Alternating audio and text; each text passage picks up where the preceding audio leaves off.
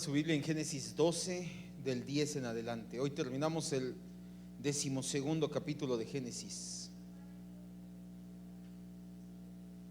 Génesis capítulo 12, versos 10 hasta el 20.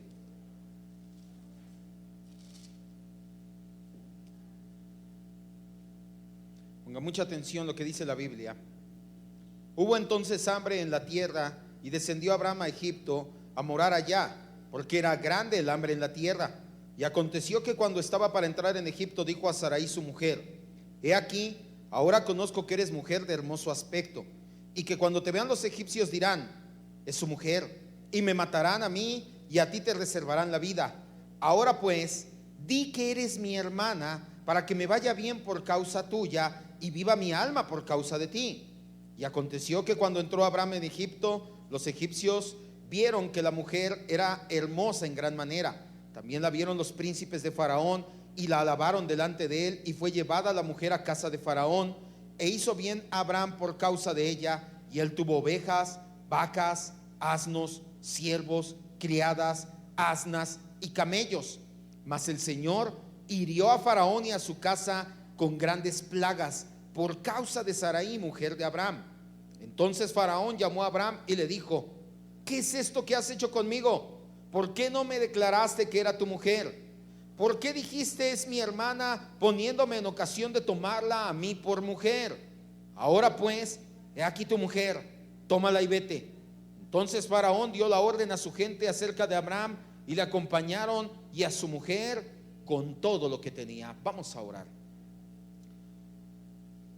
Glorioso Dios, tu palabra es vida. Tu palabra, decíamos en la mañana, es una lumbrera que alumbra nuestro camino. Es una lumbrera que guía nuestro caminar, mi Dios. Y queremos que hoy alumbres nuestra mente y corazón con tu palabra. Que hoy nos ilumines, mi Dios, lo que quieras que aprendamos por medio de ella.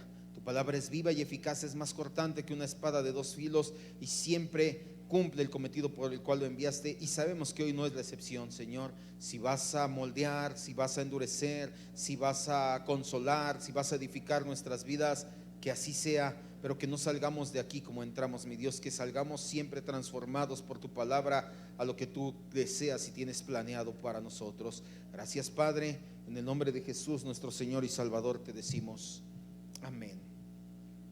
Estamos entonces ya para terminar Génesis capítulo 12. Ya empezamos. El capítulo es muy corto, y el capítulo básicamente nos habla del peregrinar de Abraham, el padre de la fe. Abraham está en Ur de los Caldeos. De Ur de los Caldeos Dios lo llama, le dice: sal, deja a tu papá, deja a tus cuñados, deja a tu demás parentela, deja a tus familiares, sal con tu esposa, tráete a Lot porque lo adoptaste como hijo, y vente a la tierra donde yo te voy a llevar. Abraham llega específicamente a Siquem, un lugar con mucho comercio, y por lo tanto había mucha variedad religiosa y de culto. Y aún así Abraham puso un altar y ofreció holocausto al Señor. De ahí el Señor lo lleva a un monte al oriente de Betel, y después de ahí el Señor lo lleva caminando al Negev, es decir, en la misma región, solamente diferentes colonias, por así decirlo. Lo lleva de aquí para acá, pero siempre en la tierra de Canaán, sin importar a dónde era llevado, ni dando los motivos por los cuales se movía de ubicación. Abraham, al lugar que llegaba, expresaba su fe inquebrantable en el Señor, construía un altar, ofrecía sacrificios en él. El padre de la fe sabía que parte vital de una vida es expresar una adoración profunda y genuina al Señor. Se lo dije la semana pasada, ese fue nuestro tema. Si usted no expresa su adoración de una manera profunda y genuina aquí, que estamos todos los demás creyentes, no me diga que lo hace en su casa. Y si lo hace en su casa, ¿qué le impide hacerlo aquí? Debería de hacerlo con mayor devoción, de decir: oye, pues sí, si en mi casa levanto las manos, me hinco y lloro, cuando vaya a la casa de Dios con mis demás hermanos voy a hacer lo mismo, o al menos me voy a concentrar y voy a cantar. Pero si tú no lo haces, te dije la semana pasada, después no te sorprenda que tu vida espiritual, por otras y también esta razón tal vez, no sea la ideal. Lo siguiente que nos narra Moisés, ya para cerrar el capítulo, es que tuvo lugar hambruna, una hambruna en la tierra de Canaán. Es decir, había hambre, no había suficiente comida para las personas. Aquí ya sabemos que fue el motivo por el que tuvo que cambiar nuevamente de residencia Abraham. Se fue de la tierra de Canaán a Egipto. Los tiempos de hambre ocurrían frecuentemente en Canaán. Nosotros tan solo en el libro de Génesis, en Génesis capítulo 12, en Génesis capítulo 26 y en Génesis capítulo 41, leemos que había hambruna, que había hambre en la tierra. ¿Por qué sucedía esto? ¿Por qué la gente había hambre y bajaba a Egipto? Porque la gente en Canaán obviamente no tenían como nosotros sistema de riego, no tenían agua potable, agua en una manguera, y entonces ellos dependían únicamente de la lluvia que caía por ahí de noviembre, diciembre. Si no había suficiente lluvia, no había suficiente cosecha, no había suficiente comida, ni para las personas ni para los animales. En cambio en Egipto hay un río muy famoso en Egipto. ¿Qué río es? ¿El río qué? El río Nilo está en Egipto, y ellos obviamente con el río Nilo podían hacer canales de irrigación y por de esa manera sus sembradíos florecían, y por eso no había tanta hambre en esa tierra. Sin embargo, en este relato resaltan dos cosas. Lo primero, a pesar de ser el padre de la fe, a pesar de ser la primera persona que es llamada amiga de Dios, porque ni Adán no vemos que la Biblia nos diga que era amigo de Dios. Obviamente lo era, pero Dios no le llama amigo hasta la primera persona, que es Abraham. A pesar de ser el primero en ser llamado amigo de Dios, Abraham también cometía errores. Ya lo vimos como en el caso de Noé. Noé, un hombre de 120 años con mucha fe, que le creyó a Dios, que obedeció, que también ofreció sacrificio. ¿Y qué hizo después de bajar del arca? Se puso una borrachera, y no cualquier borrachera, una borrachera que la Biblia condena, porque al final de cuentas perdió el conocimiento y quedó totalmente tirado de borracho en su tienda. Lo mismo le pasa a Abraham, ya lo leímos ahorita, lo vamos a ir desmenuzando. Abraham piensa que el fin justifica los medios, y ese es el segundo tema, y es en el que nos vamos a adentrar. Abraham dice: no importa, tú eres mi esposa, pero vamos a decir que eres mi hermana. Abraham miente arteramente. Al igual que Noé, Abraham y muchos personajes bíblicos, lejos de ser una tragedia, lejos de decir voy a creer que mentían, ¿cómo es posible que eran así?, solamente es una prueba de que la narrativa bíblica no trata de esconder o maquillar nada. Presenta los hechos tal como ocurrieron y presenta a los seres humanos tal y como lo que somos. ¿Qué somos? Pecadores, a final de cuentas. Si tú lees los demás libros religiosos, si tú lees el Corán, si tú lees el libro del Mormón, si tú lees cualquier otro libro que hable de afectos religiosos, nos presenta a los participantes en una narrativa suprema. No, ellos eran grandes hombres. Lee también a los griegos, a los romanos, y dicen no, y Perseo fue y acabó, hizo, y sus errores vamos a dejarlos por acá, esos no vamos a presentarlos de los dioses, ni mucho menos. La narrativa bíblica no es así. La narrativa bíblica nos dice: eran seres humanos, y aunque obedecían a Dios, también tenían muchos errores. Lo segundo que resalta, y te decía que es el punto de nuestra enseñanza del día de hoy: el fin jamás justifica los medios. Abraham pensaba que por tener una buena intención podía presentar a Sarai, su mujer, como solamente su hermana, y de ese modo sobrevivir a la violencia. ¿Por qué? Porque obviamente los egipcios decían: es una mujer bonita, nosotros creemos en la poligamia, en tener un harem, vamos a matar a ese hombre, vamos a quedarnos sus cosas, y a su mujer la metemos en el harem y la hacemos esclava y va a estar aquí con nosotros. Y Abraham dice: si yo digo que es mi hermana, no va a pasar nada. Ahí entra, y ahorita vamos a ir viéndolo poco a poco, el fin justifica los medios. Abraham tenía una buena intención, pero mentir de la manera que lo hizo y todo lo que hizo no es lo correcto. Nunca puedes hacer a un lado la ética y la moral. No puedes olvidarte de la ley y la voluntad de Dios si la situación lo amerita. Es que la situación lo ameritaba y por eso tuve que hacer a un lado todo esto. Jamás sucederá eso. La ley de Dios es eterna, porque el carácter de Dios es eterno. Así que no hay fin que justifique que los medios no sean los medios que el Señor ha provisto. Pero vamos a verlo poco a poco. Versículo 10. Hubo entonces hambre en la tierra de Canaán, y descendió Abraham a Egipto para morar allá, porque era grande el hambre en la tierra. Abraham se ve rodeado de una circunstancia sobre la que no tenía control alguno. Abraham no podía hacer nada, ni modo que él dijera: llueve, ya, que haya cosecha. Ahora, vamos a meditar un poco y vamos a ponernos en el lugar de Abraham, porque si te vas a dar cuenta que Abraham estaba sufriendo una crisis de fe. Te decía en la mañana, pon mucha atención con la enseñanza. Abraham estaba sufriendo una crisis de fe y dejó de descansar en Cristo, por así decirlo, de descansar en el Señor. Soy Abraham, estoy en la tierra de Canaán, se me aparece el Señor y me dice: hey, todo esto que ves se lo voy a dejar a tu descendencia. Y Abraham dice: gracias, Dios. Y de repente al siguiente día, semana o mes, hay un hambre en la tierra. ¿Qué te pones a pensar? Dices: si es para mí. O sea, esta tierra donde pasas hambre, donde no hay suficiente comida, no solamente no alcanza para mí, si tengo hijos, nietos y demás, ¿va a alcanzar para todos ellos? ¿Cómo es posible que haya hambre en la tierra que Dios me prometió? ¿Que no es el Dios que creó todo? ¿No debería de ser el Dios que dijera: Abraham, esa tierra es tuya y por lo tanto en esa tierra nunca va a haber faltar nada? Pero no le dijo eso Dios. ¿O sí le dijo eso Dios? No lo leímos que le dijera: nunca va a faltar nada. Abraham tal vez lo infirió, pero jamás se lo dijo. Es más, ¿tú crees que Abraham no dijo: a mí me dio la promesa, soy el padre de la promesa? ¿Qué está pasando con Dios? ¿Dónde está tu promesa, Dios? Tú me dijiste que esta tierra era para mí, para mi descendencia, y no alcanza la comida ni siquiera para mí.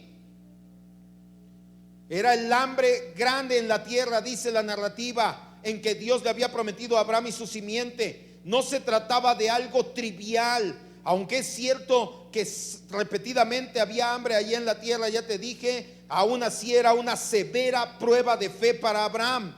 El patriarca había obedecido, había salido de la casa de su papá, de su mamá, había viajado miles, cientos de kilómetros a otra tierra. Dios lo galardonó y se le aparece una cristofanía, ya lo vemos, y le dice a Abraham: tranquilo, esta tierra es para ti, tú sígueme adorando. Y al siguiente tiempo, ¡pum!, ya no veo qué hacer. Hoy hay un hambre tremenda en la tierra. El patriarca pudo haber pensado que Dios lo había engañado, pero el propósito último de Dios era llevar a Abraham a una entrega aún mayor. Esto ya te lo he dicho otras veces, no es el tema, amado hermano. Acuérdate, Dios nos prueba. ¿Pero qué Dios no es omnisciente? Dios no nos prueba para que Él sepa qué es lo que tú y yo vamos a hacer. Dios nos prueba para que veas tú qué hay en tu corazón. Porque tú puedes decir: Señor, yo te voy a seguir todos los días de mi vida, aquí estoy. Y cuando llega la prueba y dejas de venir y dejas de congregarte y dejas de estar con el Señor, es la manera en que Dios te dice: y luego, ¿no que ibas a estar conmigo todo el tiempo? ¿No que me ibas a seguir? ¿No que aquí ibas a estar? Yo ya sabía, dice Dios, que no ibas a estar, pero quiero que veas lo que estaban pesando tus palabras. Lo mismo hace con Abraham. La respuesta correcta de parte de Abraham tenía que haber sido aferrarse a la promesa del Señor, aunque pareciera que fuera en sentido contrario a todo. La Biblia dice que Abraham tuvo que bajar a Egipto a vivir allá. No podemos creer que se iba a quedar a vivir permanentemente. Era algo temporal, iba a ser un extranjero nada más. Pero incluso si Abraham hubiese querido permanecer en Egipto, Dios lo hubiera sacado de allá. Ahora viene la pregunta: ¿tú crees que hizo bien Abraham en salir de Canaán e irse a Egipto? Yo me pongo a pensar: ok, el Señor me trae para acá, y no me habló directamente como Abraham, pero yo me pongo a pensar: ¿qué haría yo? El Señor me dice: Olaf, salte de trabajar, ponte a trabajar en la obra y vete a Valle de Chalco. Yo vivía en Ecatepec, tenía mi trabajo y todo allá, y me vengo para acá.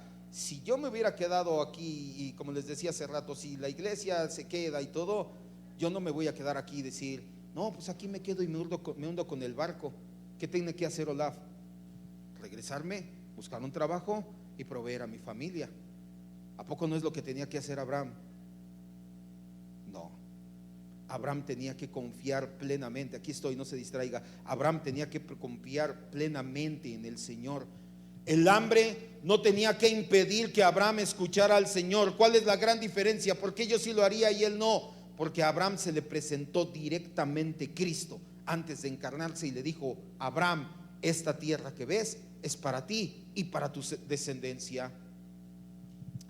Abraham no tuvo la suficiente fe en ese momento. Se descendió a Egipto por iniciativa propia.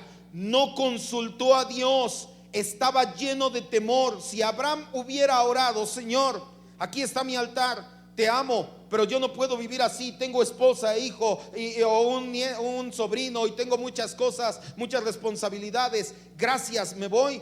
Abraham hubiera hecho bien, pero Abraham estaba más lleno de miedo a las circunstancias que de temor al Señor. Lo que debió de haber hecho era confrontar las dificultades, ponerse firme en su fe y seguir en Canaán. Versículo 11. Y aconteció que cuando estaba para entrar en Egipto, dijo a Sarai su mujer: he aquí, conozco. Ahorita si me ayudan por favor, hermano, ahorita les acá enfrente hay lugares, mira, acá de este lado, para que no hagamos. Dice el versículo 11: y aconteció que cuando estaba para entrar en Egipto, dijo a Sarai su mujer: he aquí, ahora conozco que eres mujer de hermoso aspecto. El hecho de que Abraham no confiara en Dios y tuviera miedo de morir de hambre fue una triste decisión en la vida del patriarca. Abraham había confiado en el Señor, había salido de su tierra y había viajado cientos de kilómetros, ya había demostrado confianza en el Señor. Pero el texto nos dice que aún no había llegado a Egipto cuando estaban cerca de Egipto, y Abraham le recordó a Sarai su mujer algo que seguramente ya habían platicado. ¿Sabes qué? Mi vida peligra, en cualquier momento te van a ver los egipcios, cosa que sí sucedió, ya lo vimos, y entonces van a decir: vamos a matarlo, vamos a quedarnos sus cosas y vamos a quedarnos a su esposa para nuestro harem. Ahora sin duda Sarai, tenemos que ver, había conservado su belleza a pesar de ser una mujer de 65 años de edad. Los egipcios la querían para ponerla en su harem. En aquella ocasión Abraham apeló a la conveniencia. Lo que olvidó es que muchas veces lo que te conviene muchas veces es enemigo de la fe, y Abraham cayó en esa trampa. Levante su mirada, despiértese. Es más, si quiere que prendamos los ventiladores, porque veo que algunos ya están dando. Si me ayudan con los ventiladores, Leo, porfa, despiértese.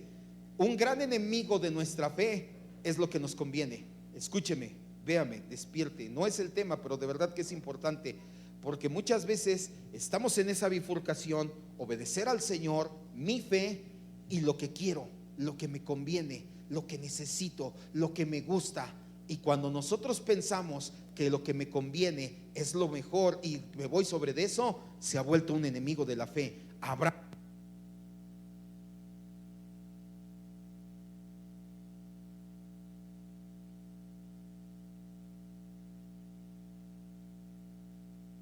en lugar de confiar en Dios y quedarse en la tierra prometida, Abraham salió de la tierra y pasó por alto que la tierra era el lugar de bendición, y un pecado condujo a otro. Ahora el patriarca había pecado primero en desobedecer a Dios y salir de la tierra, y ahora peca y miente arteramente y les dice a los egipcios que su esposa en realidad es su hermana, algo que sabemos que es mentira.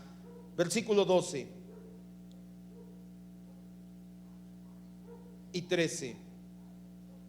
Antes de continuar, nuevamente el patriarca, que estaba alejándose de su relación con el Señor, ni siquiera vemos que haya construido más altares.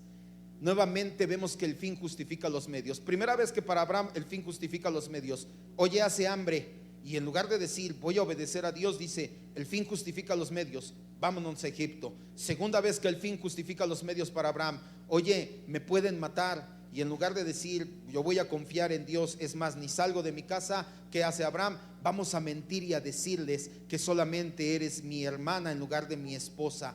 Abraham estaba perdiendo su relación con el Señor terriblemente. Al lugar donde llegaba construía un altar. Leemos que Abraham haya construido un altar aquí. Abraham se estaba enfriando, estaba frío, se estaba secando su relación con Dios. Tenga mucho cuidado de que eso le pase. Versos 12 y 13. Cuando te vean los egipcios dirán: es su mujer, y me matarán a mí y te reservarán a ti la vida. Ahora pues di que eres mi hermana, para que me vaya bien por causa tuya y viva mi alma por causa de ti. Abraham sabía que los egipcios eran crueles e inmorales. No esperaba que respetaran sus derechos civiles. Para ellos la poligamia y la promiscuidad sexual abundaban entre ellos. Así que Abraham sabía todo lo que ellos se dedicaban y hacían, y decía: ellos tienen harem de mujeres y ven una mujer bonita y matan a su esposo, a su dueño, y se la quedan. No me conviene. Además, si una mujer era deseada como esposa, se consideraba necesario eliminar al esposo. ¿Por qué dice que era su hermana? Porque si ellos sabían que era su esposo, si era su hermana, y vemos que fue lo que pasó, ahorita vamos para allá, le pagaban: ten, Abraham, ten dinero. Por eso es que dice que recibió vacas, asnos, asnas y etcétera. Pero si ella era esposa, ellos decían: tú no le puedes pagar por su esposa. Y entonces, ¿qué hay que hacer? Matarlo, mátalo. Por eso Abraham dice: diles que eres mi hermana. Para salvar su vida, Abraham diseñó una treta. Le propuso a Sarai cuando se acercaban a Egipto, y ya lo vemos que sucedió: di que eres mi hermana y no mi esposa. Las palabras de Abraham eran una media verdad. Realmente Sarai era media hermana de Abraham. Esto ya lo vimos cuando hablamos al principio de los capítulos de Génesis. ¿Cómo es posible que hubiera incesto? Ya le dije la situación del incesto. No, hasta que no llegó la ley realmente en el libro de Éxodo fue cuando Dios dijo: ya no más incesto, ya no más esto, ya no más lo otro. No estamos diciendo que hubiera estado bien, pero realmente era media hermana por parte de su padre. Terminó casándose con su media hermana, algo que usted y yo vemos aberrante hoy en día, y dices: ay, ¿cómo puede ser eso? Pues si lo ves aberrante, es gracias a que nuestra cultura está basada en la Biblia, porque hay culturas donde no está basado en la Biblia, donde eso no tiene nada de aberrante. Espiritualmente hablando, lo ocurrido era un claro ejemplo de la incapacidad de Abraham de aplicar la fe en circunstancias reales de la vida. ¿Qué es lo que le pasó a Abraham y qué es lo que le puede pasar a usted y a mí si no renovamos nuestra mente? Usted tiene una fe, tenemos una fe, pero no la podemos aplicar en circunstancias reales de la vida, porque no renovamos nuestra mente. No sabemos cómo se aplica la fe a esta otra situación, y pensamos: basta con que yo crea en Dios. No basta con eso, hay que renovar nuestra mente y aplicar la fe en toda circunstancia. Algunos se cuestionan: ¿cómo es posible que Sarai fuera hermosa si tenía 65 años? Hay que recordar lo que te dije la semana pasada. El criterio para la edad del entonces era de edad mediana. Sarai no era una mujer grande. Una mujer de 65 años hoy en día ya la consideraríamos, no una anciana, pero dices: bueno, ya su edad media ya pasó. Y además, acuérdate, y mis hermanas no me dejarán mentir, no había tenido hijos. Los hijos al cuerpo de una mujer le causa estragos, y por eso es que nosotros los esposos, cuando nuestra esposa nos da un hijo, debemos de amarla todavía más, muchísimo más, sea la cicatriz que haya quedado, decir: gracias Dios, gracias mi amor, porque dejaste que tu cuerpo cargara ahí a nuestros hijos. Versículos 14, 15 y 16.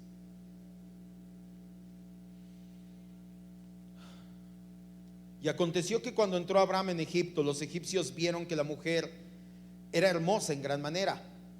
También la vieron los príncipes de Faraón y la alabaron delante de él, y fue llevada la mujer a la casa de Faraón.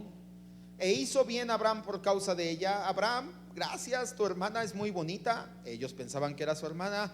Ten, te pagamos. Y le dieron ovejas, vacas, asnos, siervos, criadas, asnas y camellos.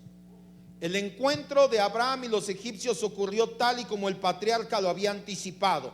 Los egipcios vieron la belleza de Sarai, y no solamente quedó ahí, llegó a oídos del más alto funcionario, es decir, del faraón. Y evidentemente la intención de Faraón era que a su tiempo Sarai fuera una de sus esposas. ¿Por qué no la tomó de inmediato por esposa? Porque las costumbres antiguas eran: pásala a mi harem, que pase ahí un año preparándose, bañándose en perfume, etcétera, estudiando, etcétera, y ya después de un año que pase conmigo, para ahora sí tomarla como esposa. Deben notarse que aquel incidente es registrado primordialmente no para deshonrar a Abraham. No estamos tratando de hablar mal de Abraham, de decir: cómo es malo Abraham. Lo que quiero que entiendas es porque queremos darle honor a Dios. Abraham es tratado generosamente por Faraón por causa de Sarai, aunque fue realmente el causante quien provocó pecado en Faraón. Abraham pudo haber pensado en aquel momento que todo estaba saliendo bien, que su plan había funcionado, pero ceder a nuestras convicciones y a nuestra fe al final no va a traer éxito. No debemos de medir nunca el éxito como el mundo lo hace. Humanamente Abraham ya tenía éxito. no lo habían matado y a causa de su esposa había recibido mucho dinero y muchas posesiones. Pero ya sabemos que la prosperidad no es sinónimo del favor del Señor. Si nosotros pensamos que ser próspero significa que Dios me ama y que tengo el favor de Dios, se lo he dicho muchas veces, los narcotraficantes, los políticos corruptos entonces son los favoritos del Señor, y esto no es cierto.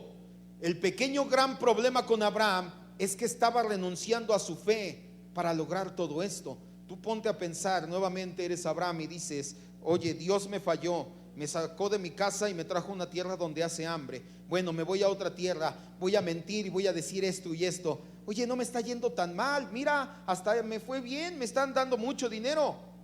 Pero el plan elaborado por Abraham estaba saliendo mal. ¿Por qué? Simplemente porque no hay nada que pueda compensar la pérdida de la comunión con Dios, ni siquiera el dinero.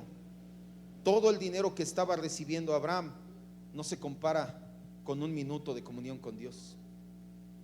Abraham ya no tenía comunión con Dios. Abraham ya no tenía esa intimidad con Dios. Abraham ya no levantaba altares al Señor. Así que todo lo que le pudieran estar dando es nada. Versículo 17.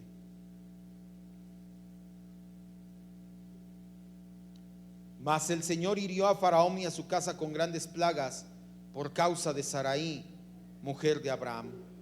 A pesar del pecado del hombre, Dios siempre realiza sus propósitos.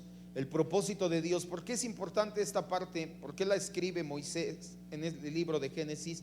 Porque es una manera no de deshonrar a Abraham. Moisés lo que quiere que nos demos cuenta es cómo Dios tiene total completo control de las cosas, que dice: mira, donde Abraham la regó, Dios obró. Porque al final de cuentas Sarai iba a ser la madre de Isaac, la madre de la promesa mucho tiempo antes del Mesías que había de venir. Obviamente ella no podía tener hijos de otro, no podía ser tratada como prostituta en Egipto, y por eso Moisés lo escribe y dice: mira, a pesar de que Abraham tomó malas decisiones, Dios salvó a Sarai para ser la madre de la promesa. Dios protege la integridad de Sarai.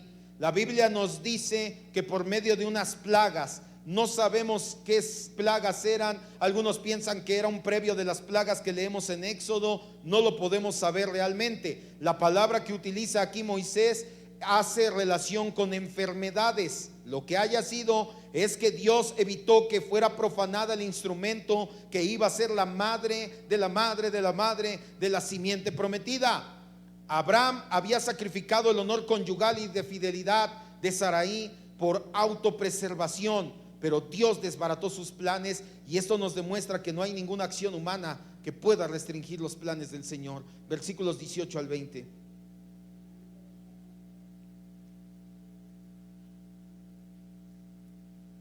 Ángel, ayúdame acá enfrente. Entonces Faraón llamó a Abraham y le dijo: ¿qué es esto que has hecho conmigo? ¿Por qué no me declaraste que era tu mujer? ¿Por qué me dijiste: es mi hermana, poniéndome en ocasión de tomarla para mí por mujer? Ahora pues, he aquí tu mujer, tómala y vete. Entonces Faraón dio orden a su gente acerca de Abraham, y le acompañaron, y a su mujer con todo lo que tenía. Póngase sobre sus pies, todavía nos falta un poquito, pero quiero que se despierten. Hubiéramos prendido un poquito antes, hubiéramos concentrado. Ya el hubiera no existe, ya lo sabemos, pero sí podemos seguir adelante un poquito más concentrados. No deje de lado esta parte, cierre sus ojos así sobre sus pies.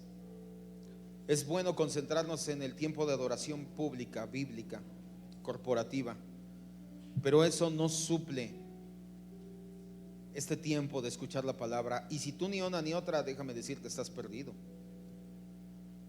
No se trata de venir y cantar con todo el corazón aunque no escuche la palabra, o venir y aunque no cante, con que escuche la palabra, o peor aún, venir y no participar ni de una ni de otra. Tan importante es que cantemos unánimes juntos, como igual o más importante es que escuches con atención la palabra del día de hoy. La vida de Abraham es el ejemplo del padre de la fe por excelencia, y no podía ser mejor ejemplo, porque al igual que Abraham, todos pasamos por tiempos de crisis de fe. Abraham le había creído a Dios y le había sido contado por justicia, salió de su tierra, de su parentela, y al lugar donde llegaba levantaba altares al Señor. Pero llegó la primera gran prueba, hambre en la tierra. Y Abraham entonces sale corriendo y dice: no que yo era el elegido, no que me ibas a bendecir, Señor. No contento con eso, primera vez que piensa que el fin justifica los medios, y no contento con eso, le dice a Sarai, su mujer: vamos a mentir. La puso en ocasión de caer en adulterio, porque en el momento que Faraón o cualquier siervo de Egipto lo hubiera tomado, hubiera sido adulterio, a sabiendas de Abraham. Pero Abraham dijo: el fin justifica los medios. Además, no creo que Dios esté tan enojado conmigo. Mira cómo me está yendo re bien. Ten cuidado de pensar que porque te está yendo bien en cualquier aspecto, significa que estás bien con Dios. Abraham no le estaba yendo bien. Abraham estaba en el peor momento de su vida, porque a pesar de tanta riqueza ya no tenía tiempo de intimidad con Dios. Había dejado a un lado su tiempo de intimidad. Ya no construía altares. Ya no le importaba que la gente viera que él invocaba el nombre del Señor. Ya nada más quería preservar su vida y tener riquezas, y decía: bueno, pues ya, si Dios cumple, cumplirá. Dios le calla la boca y le dice: sí voy a cumplir, Abraham, y mira, voy a herir a los egipcios y voy a mandar plagas, enfermedades, y de esa manera te van a dejar salir. No sabemos cómo el faraón se enteró de que Sarai era la causa de las plagas.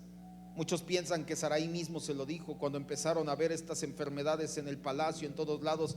Muy probablemente Sarai le dijo: Señor, es que yo tengo esposo, hicimos mal, mira, pasa así, así.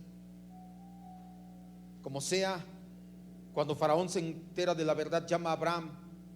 Por increíble que parezca, un rey pagano termina regañando al padre de la fe. Es uno de los episodios más patéticos en la vida de Abraham. Y ten cuidado de que nos llegue a pasar, de que pierdas tu intimidad con el Señor y llegue el momento en que hasta un inconverso te diga: oye, no que tú hacías, no que tú eras, no que eres cristiano, oye, ¿por qué haces así? Porque va a ser entonces uno de los episodios más patéticos de nuestra vida.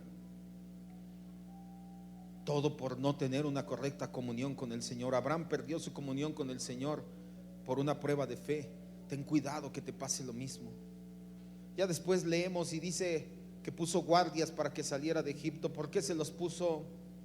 Muy probablemente para asegurarse de que fuera de su tierra, muy probablemente para que ningún otro egipcio la viera al salir y dijera: bueno, no la quiso Faraón, me la quedo yo. Tal vez por las dos cosas, no se excluye una a la otra. El punto es que debió de haber sentido una vergüenza terrible Abraham, tener que ser redarguido, regañado por un rey pagano. Todo por perder su comunión con Dios, todo por pensar que el fin justifica los medios. Si yo te pregunto hoy, ¿el fin justifica los medios? La respuesta a esta pregunta depende de cuál es el fin y cuáles son los medios. Si el fin es bueno y los medios son buenos, por supuesto que sí. Pero también hay veces que el fin es bueno y los medios son malos. Pero eso no es lo que la mayoría de las personas piensa cuando les preguntamos si el fin justifica los medios. La mayoría de las personas escucha esta frase o la ha utilizado como una justificación, como una excusa para alcanzar sus metas, cueste lo que cueste, sin importar cuán inmoral, ilegal, desagradable o poco ético sean los medios para llegar a ello. Lo que realmente significa esta expresión, el fin justifica los medios, es: no importa cómo lo consigas, lo que quieras, siempre y cuando lo consigas. Y es lo que estaba haciendo Abraham. No importa cómo tenga bien a mi gente, pero la voy a tener bien aunque desobedezca a Dios. No importa cómo sobreviva, pero voy a sobrevivir aunque desobedezca a Dios. El fin justifica los medios, y usualmente se implica hacer algo malo para alcanzar algo bueno, y justificamos la maldad para ello. Un ejemplo sería mentir en mi currículum. Sí, no, yo sé hacer de todo, pero es que quiero un mejor trabajo para mantener mejor a mi familia. Tienes un buen fin, quieres que tu familia esté bien, pero no puedes mentir y decir que haces algo, que sabes algo que no sabes. Otro ejemplo que utiliza afuera el mundo mucho es: oye, está bien abortar porque ya somos muchos, hay sobrepoblación. Y es más, mira cuántos niños con hambre, mira cuántos niños abandonados, mira cuántos niños pobrecitos allá afuera, mejor aborta. Eso es el fin justifica los medios para el mundo. porque te dicen el fin es bueno, que un niño no venga a sufrir al mundo. Los medios, pues abortar. ¿Dónde está la línea divisoria entre lo bueno y lo malo delante de Dios en esto? Desde la perspectiva bíblica, lo que falta en esta discusión es el carácter de Dios, la ley de Dios y la providencia de Dios. Acompáñame, abre tus ojos a 1 de Pedro 1, 15 y 16. Hoy quiero que aprendas que el fin para un cristiano no justifica los medios. Para un cristiano tiene que tener en cuenta el carácter de Dios, la ley de Dios y la providencia de Dios. Y después de estos tres, el carácter de Dios, la ley de Dios y la providencia de Dios, ahora sí actúa. Y para los que están en la escuela, el fin no justifica los medios. Voy a hacer trampa para sacar un 10, pero así voy a probar, y así mis papás van a estar felices. Yo no estaría feliz de saber que mis hijas hacen trampa en la escuela porque me traen un 10, ya se los justifico. ¿Tú como papá estarías de acuerdo? No. Y esto, ponle el ejemplo que quieras, en donde quieras. Para un cristiano, el fin no justifica los medios. Un cristiano tiene que tomar en cuenta el carácter de Dios, la ley de Dios y la providencia de Dios. Y ahorita vas a entender por qué y cómo. 1 de Pedro 1, 15 y 16 dice: sino que como aquel que nos llamó es santo, sean también ustedes santos en toda su manera de vivir, porque escrito está: sean santos. ¿Por qué? El carácter de Dios es santo y nosotros estamos llamados a reflejar su carácter. Así que la primer limitante para el fin justifica los medios es: ¿estoy reflejando el carácter santo de Dios? Si lo que te proponen incluye ir en contra del carácter justo y santo de Dios, asesinar, mentir, robar o cualquier comportamiento pecaminoso que es expresión solamente del pecado y no del carácter de Dios, el cristiano ya desde ahí dice: no, porque esto va en contra del carácter de Dios. El segundo, la ley de Dios. Cualquier acto o cualquier conducta inmoral a los ojos de Dios, porque no es santo y porque va en contra de su ley, tampoco tenemos que hacerlo. Y el tercero, y este me encanta, y acompáñame a una última cita, Colosenses 1:15. El carácter y la ley de Dios van de la mano. Ya sabemos que la ley de Dios es un reflejo del carácter de Dios. Pero para que no pongas excusas como Abraham, Colosenses 1:15 al 17. El problema con el fin justifica los medios es que le quita la ley de Dios y la pone en manos del hombre, y el hombre dice: aquí aplica, aquí no aplica, aquí aplica, aquí no aplica. Y la ley de Dios se aplica siempre. La ley de Dios es eterna, porque el carácter de Dios es eterno. Colosenses 1:15 al 17 dice: Cristo es la imagen del Dios invisible, el primero en toda la creación, porque en él fueron creadas las cosas, las que hay en el cielo y la tierra, visibles e invisibles, tronos, dominios, principados, potestades. Todo fue creado por medio de él y para él, y él es antes de todas las cosas, y todas las cosas, ¿qué dice? Cierra tus ojos nuevamente. Esta última parte es la que me encanta, la providencia de Dios. Y te lo dije en la mañana, escucha acerca de la providencia de Dios. Abraham perdió de vista la providencia de Dios. Es un atributo que muchos años después Abraham comprende y le dice a su hijo Isaac: tranquilo, Jehová Jireh, Dios proveerá. Tenemos un Dios de providencia. Abraham se le olvidó que Dios provee en medio de cualquier situación, que Dios siempre está ahí para proveer. Abraham lo recordó cuando iba a sacrificar a su hijo Isaac. Aprendió muchos años después, pero en ese momento se le olvidó lo que muchos cristianos queremos justificar: comportamientos inaceptables. Es que si no lo hacía podía pasar esto, es que si no lo hacía podía lo otro, es que si no lo hacía lo aquello. Sí, yo sé que soy santo y yo sé que la ley de Dios dice el otro, pero si no, podíamos pasar esto y podíamos lo otro. Y se te olvida que tienes un Dios que provee en todo tiempo, en todo momento y en todo lugar. Se te olvida la providencia de Dios. ¿Qué es la providencia de Dios? Es un atributo que muchas veces olvidamos. La providencia de Dios básicamente significa: tú no lo ves, Tú no lo entiendes, pero Dios está dándote todo lo que necesitas por encima de las circunstancias. Hace tiempo, tú lo sabes, mi esposa estuvo en el hospital para ser operada, y tú sabes mucho de la situación de mi esposa. Muchos aquí lo saben, y los que no, no sea chismoso. Y sucedió algo, un poquito más bajo. Para los que dicen, ¿cómo es posible que un cristiano se enfermó? La esposa del pastor se enfermó, ya eso ya se lo aclaré.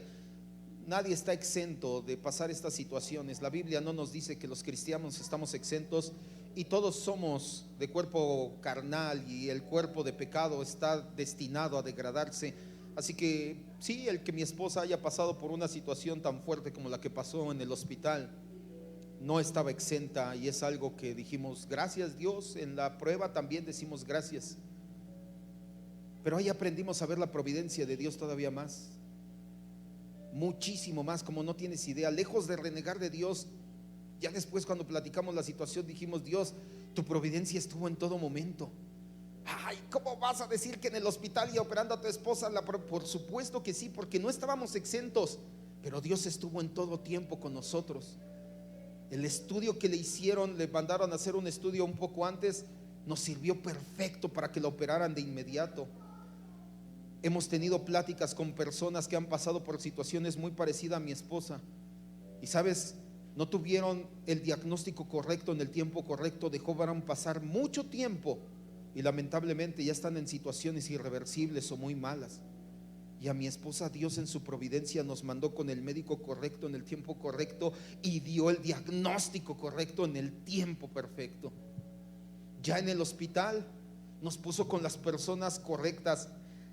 La iban a operar en la mañana, un muy buen cirujano, pero tuvo una operación de emergencia, y entonces tuvieron que operarla con la cirujana de en la tarde, la cual ya nuestra conocida en el hospital no tenía conocimiento cómo era ella. Pues esta doctora, esta cirujana, Dios en su providencia puso a una mujer que le hizo, en palabras de los oncólogos, una operación oncológica perfecta. Cualquiera diría, ay, todavía que la operaron. Si Dios estuviera con ustedes, no estamos exentos de pasar eso, pero Dios en su providencia nos puso en el tiempo, en el hospital, en el momento correcto, y con la cirujana correcta, para que fuera removido todo perfectamente de su intestino. No hemos dejado de ver su providencia una y otra vez. Si es que usted es el pastor, ya te lo dije hace tiempo en una predicación pasada. Deja de pensar que Dios actúa solamente así con los líderes, con los pastores, con Abraham, con Isaac, con Jacob. Dios actúa así con tu vida, con la mía, con la de cualquiera que somos sus hijos. Dios tiene especial cuidado de cada uno de nosotros. Deja de pensar como Abraham, que el fin justifica los medios, y recuerda que tienes un carácter santo, que la ley de Dios es eterna y que Dios proveerá.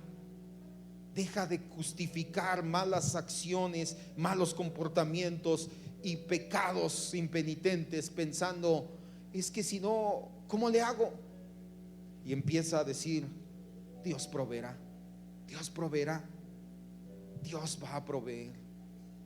Siga ahí con sus ojos cerrados y vamos a orar. Por eso le dije que lejos de querer hacer quedar mal a Abraham con esta enseñanza, ya vamos a ver cómo Dios reivindica a Abraham.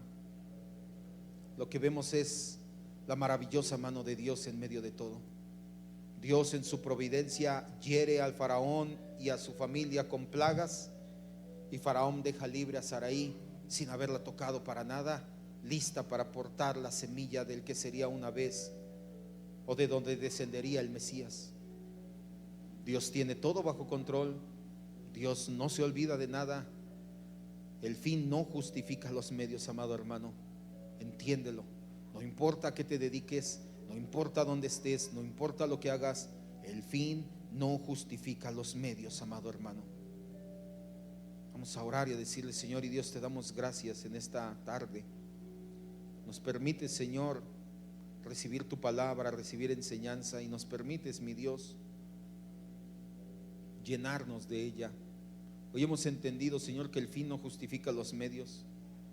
No demeritamos al padre de la fe, Abraham, pero vemos por medio de su vida que la retratas tal como fue en tu palabra, que él pensó que el fin justificaba los medios. Él pensaba que proveer para su familia justificaba desobedecer la promesa de permanecer en la tierra prometida.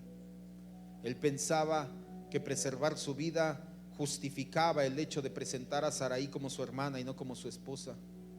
Y aún en medio de todo, tú en tu providencia no permitiste que Sarai fuera tocada. No queremos creer, mi Dios, como Abraham lo hizo en su momento, que el fin justifica los medios. Y ya lo entendimos. Abraham lo hizo porque perdió esa comunión contigo. Abraham lo hizo porque dejó de adorar, dejó de tener esa intimidad, dejó de permanecer en Cristo, por así decirlo. No queremos dejar de permanecer en Cristo y tener este tipo de consecuencias, mi Dios, no lo permitas. Antes bien, si lo hemos hecho, si hemos dejado de permanecer y queremos justificar lo injustificable, gracias por hablar hoy a nuestras vidas. Enséñanos primeramente a retomar nuestra intimidad con Dios, a retomar nuestra relación con Cristo, y también a recordar, Señor, que tenemos un carácter santo, que tu ley es eterna y que tú proveerás. Así que no hay justificación alguna para que el fin justifique los medios. No hay manera alguna de decir, lo hago por un bien mayor. Eso es una falacia bíblica. Al menos nosotros como cristianos no queremos creer eso. Nosotros creemos en un carácter santo, creemos en una ley eterna y creemos que tú proveerás siempre lo necesario. Así que no necesitamos justificar lo injustificable, mi Dios. Gracias, maravilloso Dios. Gracias, en el nombre de Jesús nuestro Salvador te decimos amén. Dios, nuestro Dios es bueno.